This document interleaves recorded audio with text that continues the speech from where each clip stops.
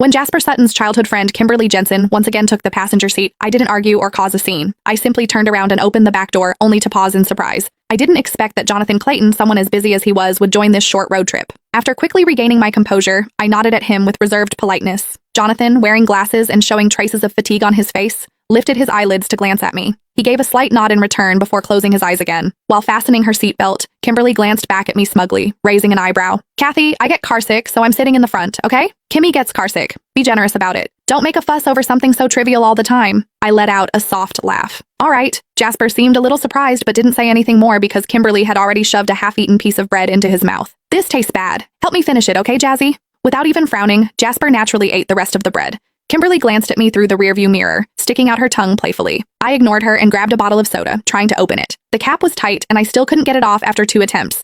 Up front, Kimberly was pouting as she handed her bottle to Jasper. Jazzy, I really can't open it. You know I have no strength in my hands. Jasper just looked at her dotingly before effortlessly opening the bottle for her. Then, the two of them took turns sipping from it without the slightest intention of avoiding intimacy. I felt a wave of nausea. Just as I was about to set my bottle down, a man's hand suddenly reached over and took it from me. Under the sleeve of a black casual suit, the cuff of a silver-gray shirt could be seen, neatly fitting around a slender wrist. The hand was beautiful, long defined fingers with nails trimmed short and clean.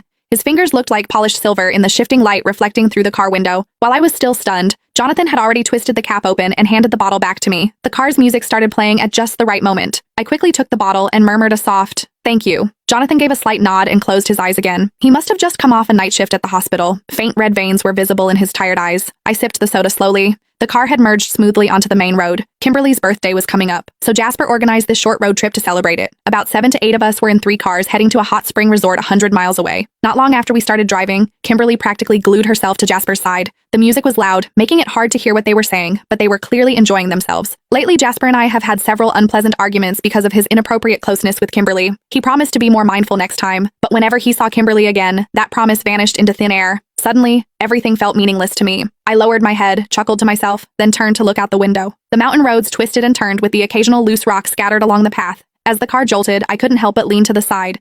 My bare knee under my skirt brushed against Jonathan's thigh, pressed tightly against it. I wanted to move away instinctively, but then I noticed a faint reddish mark on Kimberly's neck. Even a fool could recognize it. A kiss mark. There was no need to guess who left it. In that instant, a surge of defiance rose within me, and I simply froze, leaving my knee where it was. Just then, Jonathan opened his eyes and looked at me. I pretended to be perfectly calm, staring straight ahead, refusing to meet his gaze. Yet, my knee, pressed against the outside of his thigh, subtly shifted closer, pressing in even more. Only a thin layer of fabric separated us. I could clearly feel the firmness and heat of his muscles beneath. Waves of warmth surged through me, setting my nerves alight as if electrified.